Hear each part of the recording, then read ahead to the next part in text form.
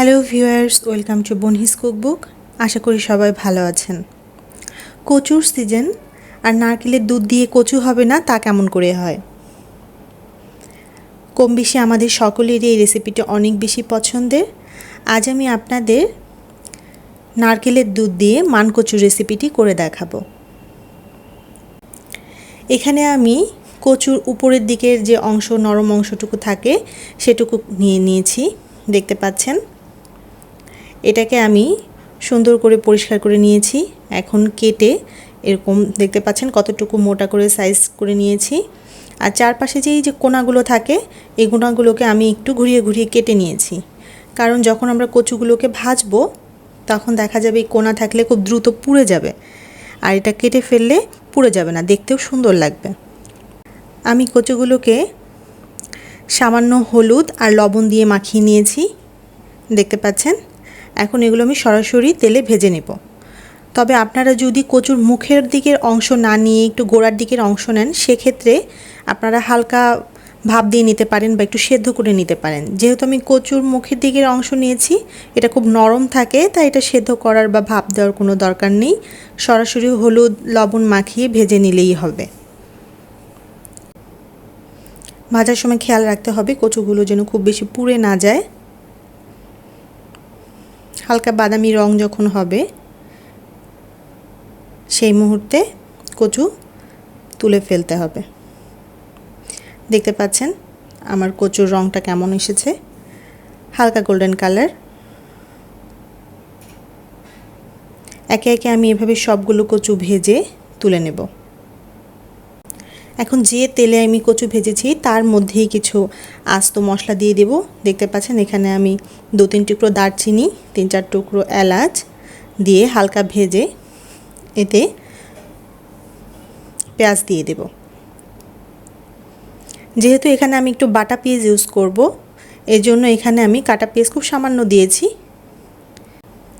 পেঁয়াজের রং হালকা বাদামি হয়ে এলে আমরা এতে বাটা মশলা অ্যাড করব।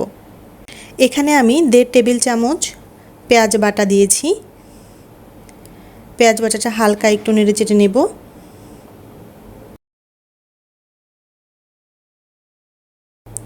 ওয়ান টিস্পুন রসুন বাটা, 1 টিস্পুন আদা বাটা। বাটা মশলাগুলোকে এখন ভালো করে ভেজে নিতে হবে, আদা রসুনের কাঁচা ফ্লেভারটা যাতে চলে যায়।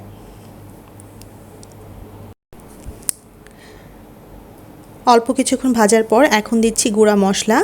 এখানে আমি 1.5 চা চামচের মতন দিয়েছি মরিচের গুঁড়া, কারণ এটা একটু মিষ্টি মিষ্টি হবে, যেহেতু নারকেলের দুধ ইউজ করব, এর জন্য ঝালের পরিমাণটা খুব বেশি এখানে আমি দেব না।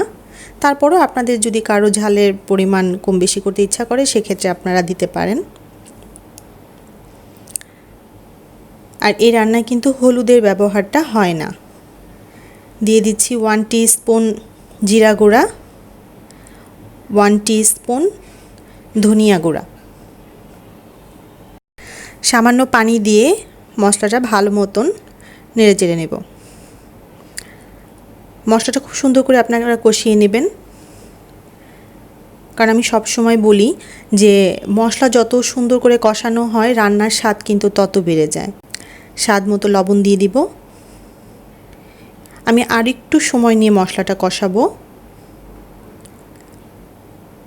মশলা থেকে যখন পুরোপুরিভাবে তেল ছেড়ে দেবে তখন বুঝবেন যে মশলা খুব সুন্দরভাবে কষানো হয়ে গেছে। দেখুন আমার মশলা কষানো হয়ে গেছে। এখন আমি এই ভেজে রাখা কচুগুলোকে দিয়ে দিব।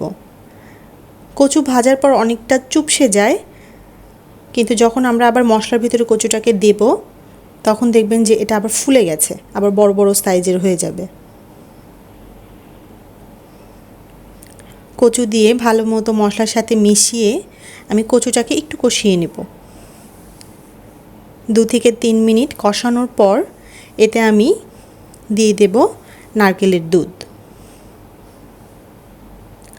আমি এখানে প্রায় 1 কাপ নারকেলের দুধ ইউজ করেছি। দিয়ে দিলাম 4-5 টুকরো কাঁচামরিচ। যখন 2-3টা বলক চলে আসবে তখন এখানে দিয়ে দিলাম 1 টিস্পুন গরম মশলার গুঁড়ো। এখানে আমি রাঁধুনির গরম মশলার গুঁড়োটা ইউজ করেছি। দিয়ে দিচ্ছি হাফ টিস্পুনের মতন চিনি। আপনাদের যদি আমার রান্না ভালো লাগে ভিউয়ার্স, তাহলে অবশ্যই একটা সাবস্ক্রাইব করে দেবেন, লাইক অ্যান্ড কমেন্ট করে আমার পাশে থাকবেন।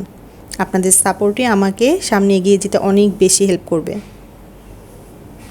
যখন কচু প্রায় হয়ে আসবে সেই মুহূর্তে আমি ছোট এক টুকরা লেবু দিয়ে দিচ্ছি।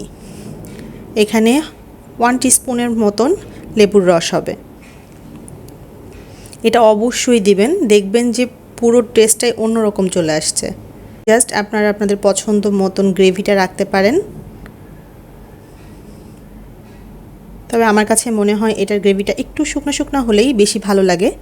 দেখুন আমার রান্না হয়ে গিয়েছে, দেখতে পাচ্ছেন আমি গ্রেভিটা ঠিক কেমন রেখেছি, সুন্দর তেল উঠে এসেছে উপর দিয়ে, দেখতেই লোভনীয় লাগছে। আশা করি ভিউয়ার্স আপনাদের সবার রান্নাটি অনেক বেশি ভালো লাগবে। অবশ্যই বাসায় ট্রাই করবেন, আর কেমন হলো আমাকে জানাবেন। একটি লাইক অ্যান্ড কমেন্ট করে আমার পাশে থাকবেন। ধন্যবাদ সবাইকে। আল্লাহ হাফেজ।